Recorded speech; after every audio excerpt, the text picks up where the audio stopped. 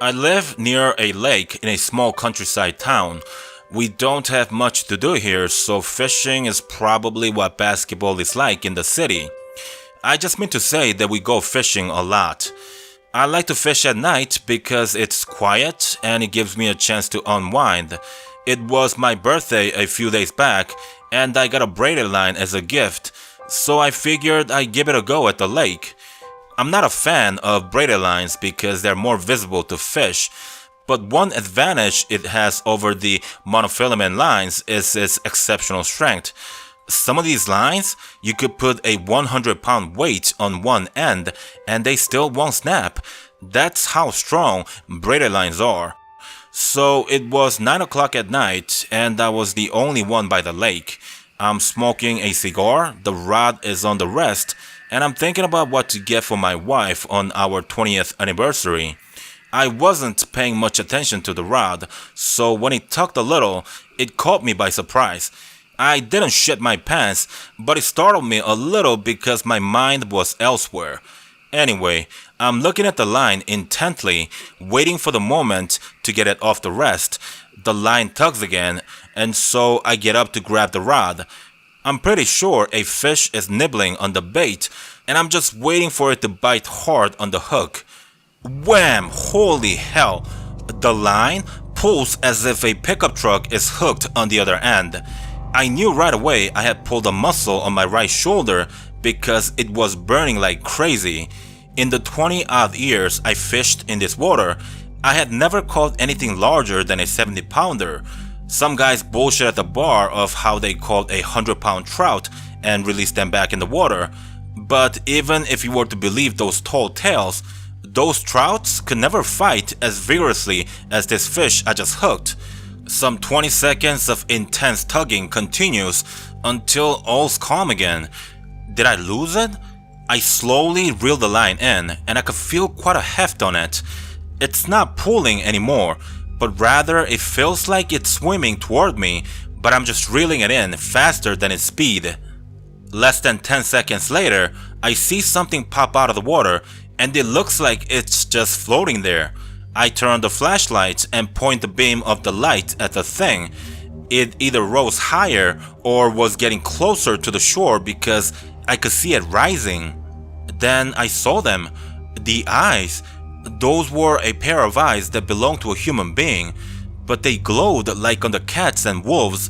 I caught plenty of fish at night to know they don't glow like these even when you point a flashlight at them. Moments later, it was clear to me that the thing was getting closer. I dropped the rod, left everything behind, and ran to my truck like I had just seen a Bigfoot. I went straight to the pub and told everyone what just happened at the lake, but predictably no one believed me. I woke up early the next day and went back to the lake to get my gears and also to get a second look of the site. When I got there, the rod was gone. My bag was some 20 yards away from where it was supposed to be, and all the contents within the bag were scattered everywhere. I picked up what wasn't destroyed and left the lake right after. This was some years ago, and to this day, I've got no clue as to what I saw that night. I admit that I could have seen something else in the water and mistook it as a human. But then one thing that I can't place on my misjudgment is what happened to my bag and its contents. Did the trout come out of the water and go through my bag? Or was it something else? I'll probably never find out, and it's probably better left that way. For now, I just make it a practice to never go fishing at night. I'm not much of a nature person, as the most nature-loving thing I do is to change my laptop background image to something nature-related. Funny enough though, I ended up marrying a guy who is consumed with outdoor activities, and let's just say that we had to make many compromises to make this marriage work over the years. Paul, my husband, well, he loves fishing, so much so that he owns a boat, and as he puts it, it is to enhance the fishing experience. I don't know of all the technical specification of the boat, but I do know that it's 30 feet in length. It's got a small room and galley below deck, and I know it's worth more than our two cars combined. For whatever reason, he always wants to take me when he goes out fishing, and I do go with him sometimes. That's where the compromise kicks in. It was a Saturday night. Paul and his best friend Dominic were going fishing. We had settled a week before that me and Dominic's wife Jessie would be joining them on this night. We were out in the open ocean. I don't know how far, but it must have been pretty far because by the time we arrived at the fishing spot, I couldn't see any lights coming from the city. Paul and Dominic were doing their thing, while Jesse and I were playing cards below deck. It was beautiful and peaceful out there, but a city girl gets bored of those things quite fast, so poker was a lot more fun. We must have been in the same spot for about 2 hours when I hear something rubbing against the hull. I jokingly began humming the song, da-da, da-da, da-da-da-da, and Jesse freaks out, then tells me to stop, laughing and screaming like a maniac.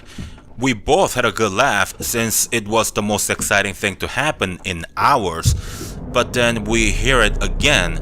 This time is louder, and the boat seemed to move just a tiny bit, as if it's being pushed. Jesse giggles and speaks, almost whispering. Oh my god, is that seriously a shark or a whale? I thought sharks didn't slam into boats. That's like in the movies only, right? I answer, I don't know. Let's go ask Paul. Both of us go above deck and ask Paul about the noise. Paul says, strong waves, patch of garbage. I mean, it could be anything. Don't worry, this thing's built like a tank. Then we all felt it, and this time it pushed the boat so hard that Jessie fell to her knees. I say, that's no wave or a patch of garbage. I'm breathing heavy and freaking out. Take me back to land right now. Paul responds, hey baby, it's all good. We are perfectly safe on this boat, okay? Right after he says that, the boat is pushed by something from the rear, and we are moving forward as if we are being propelled by a rocket. The bow creates huge waves, and we are splashed with seawater. Paul rushes to the cockpit, starts the engine, and has the boat moving in no time. He tells Dominic to check below deck, and some minutes later, Dominic comes back to inform us that the hulls are intact. I don't know exactly how long it took us to get back to land, but every second felt like minutes, and minutes felt like hours.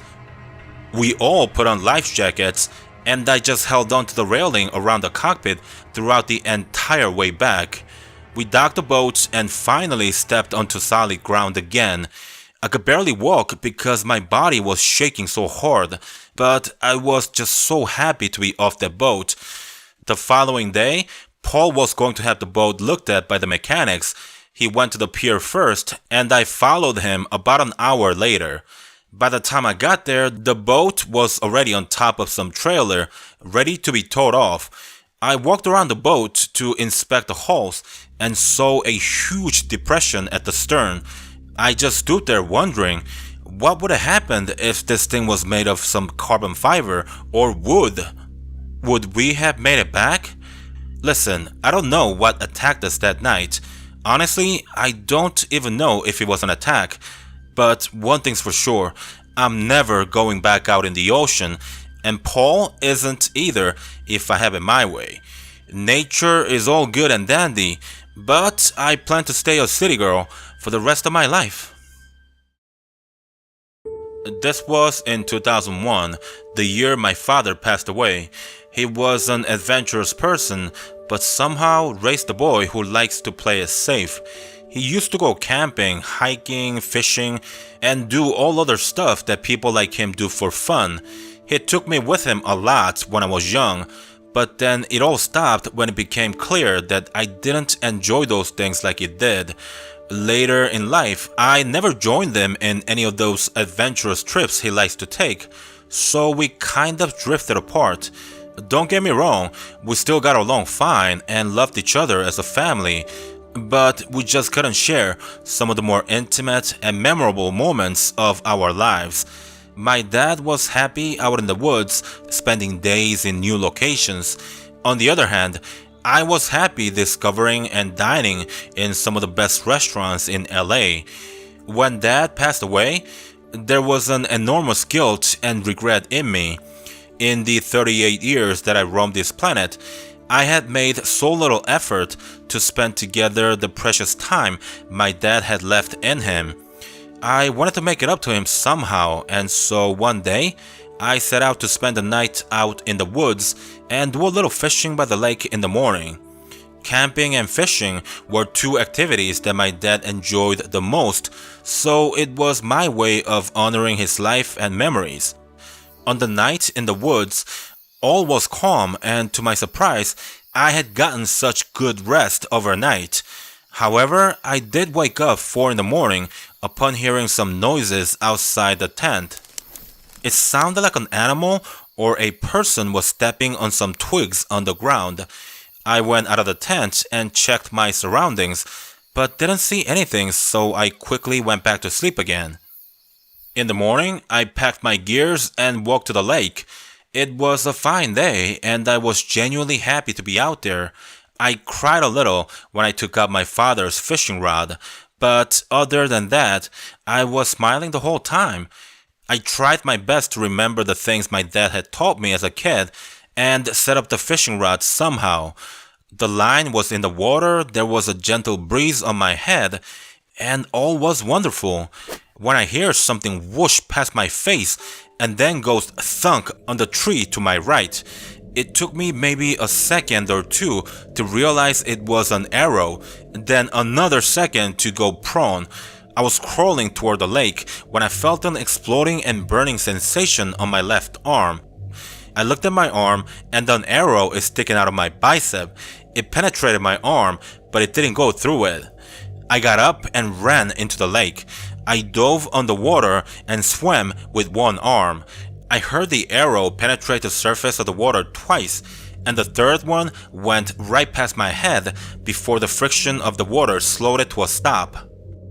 When I finally reached the opposite shore, I got out standing because it seemed like whoever it was, he couldn't shoot that far out. I say that because it stopped raining arrows by the 4th time I came up for air. I turned around, then looked at the opposite side of the shore where I was fishing, and saw a man standing there with a bow in his hands. He didn't move and just stood there. I couldn't see his face because he was too far, but I did notice he had a thick beard. I didn't waste any more time and ran to the campground office as fast as I could. They called the park ranger and the ambulance when I got there. I was carted off to a local hospital some half an hour later, and the whole time before the park ranger arrived, 2 of the staff at the campground had their rifles locked and loaded just in case. They removed the arrow and patched me up at the hospital. I spoke to the park ranger first and the police afterward, but further investigation didn't yield anything. We never got to find out the identity of the psycho, and he never struck again in the same area. Although I did later hear some news about a similar crime in a different part of the country. As the years went by, I learned that lots of gruesome things happen out in the forest, but they're mostly kept hush-hush and are often brushed under the rug. Fortunately, my dad never had to experience something like this, but it scared me to know that he was always putting himself in danger whenever he was in one of his trips out in nature. After my experience, all of my relatives and even my friends never dared to camp out in the woods. They even stopped fishing for a while, but in time some of them did go back to it again. Luckily, my sons are just like me and they don't enjoy the wild. If you want to spend the night out in the woods, don't. But if you do, don't be alone and make sure you are armed. You may have come back home from your last trip, but you just never know when it's going to be the last time you get to come home. When that arrow whooshes past your head, don't tell me I didn't warn you. Ladies and gentlemen, that is the end of this video, and please do stick around because I've got a very important information I need to pass along. By the way, I am under the weather right now, so I do apologize if I sound crappy. That was a really sophisticated word, huh? Okay, so I've got some really edgy, truly terrifying stories that I had planned to release in the past couple of weeks, but unfortunately, it looks like I won't be able to publish those videos. The reason for that is directly related to the big changes YouTube had rolled out recently. Personally, I feel that the monetization problem has been somewhat blown out of proportion, but the soft censorship is real and it's here to stay, it looks like. Now, some of you might have noticed that I changed the title of one of my videos recently from the zombie something to zombie outbreak. Notice how I don't even say the word that starts with D, and that's not because I'm worried about getting this video demonetized, but it's actually for the fear of getting it flagged by some random listener or trolls. The real scary thing that's a reality now with YouTube rolling out another one of their fantastic program called YouTube Heroes is that it only takes a few people to hate on the title or the content itself to get a small channel like mine erased from YouTube forever. Right now, I feel like I'm walking on thin ice, and that's the reason why I had already completed 2 additional videos but couldn't upload them due to the fear of getting them flagged. So let me tell you what happened the last time one of my videos was demonetized or deemed not advertiser friendly. Right after the zombie outbreak video got demonetized, the total views of my channel has gone down to about 60%. I'm talking about traffic across the entire channel. So it basically means that once one of your content is deemed advertiser unfriendly, then there's probably a period of time that you have to wait until things go back to business as usual. So it's sort of a penalty that YouTube dishes out, but of course they'll never tell you that. So in terms of edgy contents, it's not just about money, but it's really about survival, especially for small channels like mine. Big channels have direct access to YouTube personnel, and they have the means to dispute whatever problem they might be facing. But for us, the small channels, there is no such thing. Fair or not, you just have to take it on the chin like a champ. I don't do YouTube for a living, so money itself isn't going to affect me as much as, say, a full-time YouTuber. But still, it costs money to continue improving your contents, which involves software, hardware, commercially licensed intellectual properties, work environment, and such. Even if it's, for example, $100 a month, it still sucks to not have that continued cash flow. There are a few stories that have been sent to me recently, and they are about abduction, substance abuse, and witnessing a crime. Now, I believe it's fine to talk about abduction and witnessing a crime, but the problem with those 2 stories is that they are very gruesome, and they'll likely get community strikes for getting flagged. As for substance abuse, I've already seen what happened to my channel after the zombie outbreak video, and I'm just not going to take another chance with that topic. So, does this mean that the contents of my channels will get watered down? Not really, but then again, I suppose it's kind of a yes and no situation. The plan was to infuse the channel with some seriously edgy contents, but that's not going to happen, so from your perspective, you won't see a whole lot of difference from what the channel is today. It's just that I won't be able to try something new, contents that push the envelope or walk the fine line between edgy and troubling. I do apologize to the 3 subscribers who submitted the stories I just mentioned. I've already sent them emails apologizing for not being able to publish their stories, but I wanted to make the apology publicly so they know it wasn't because I didn't like their stories, and also I want them to see that the reasons I had provided were legit. I couldn't upload anything new in almost 2 weeks because 1, I was pretty sure that the 2 videos I had already finished would get flagged by some trolls, and 2, I wanted to monitor the channel without any new contents to dilute the data. And it's become quite clear to me that when one of your videos get flagged by the bot as advertiser unfriendly, your entire channel is affected in terms of how frequently it's featured on YouTube. Please note that almost all your submissions are completely fine to be featured on this channel, and the only ones that will not be published are the ones that deal with substance abuse, any subject that speak of ending one's life, and stories that would generally be considered too graphic. There's a good likelihood that the first story on this video might get flagged by someone. At 5,000 subscribers, I already have some haters who have subscribed to my channel for the sole reason of dishing out dislikes and shitty comments. Small channels that publish contents that are easily targeted by trolls are on the chopping block right now, and I honestly don't know how long this channel will last. YouTube isn't going to go after the big channels, the moneymakers, so when they roll out new programs, it's always the small channels that get tested on before the features become permanent or discarded. Right now, I'm hoping for the best, but I do want to thank you guys for everything in case this channel goes to the crappers without me having the chance to say goodbye. If that happens, I might just start a new channel, but I'm really not sure because right now I feel like I'm only waiting for the inevitable. But just in case though, do follow me on Twitter or on Facebook, so in the event that this channel goes down, you guys will know the address of the new channel, because other social media platform would have become my only means to reach you. So yeah, I think that's about all today. I thank you guys for listening. I hope you had a wonderful weekend. I'll see you on the next one. Stay safe.